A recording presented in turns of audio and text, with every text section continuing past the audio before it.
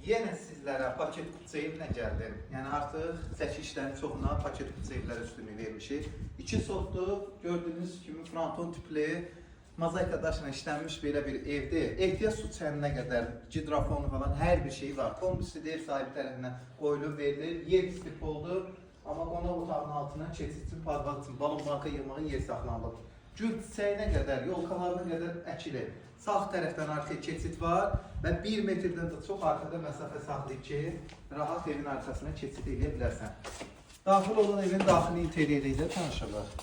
Yer, onu qeyd edirəm ki, istif oldu və filizdə laminatdır. Laminatımız da faskal laminatdır. Divar kağızları hamısı kətan bahalı aboylardır.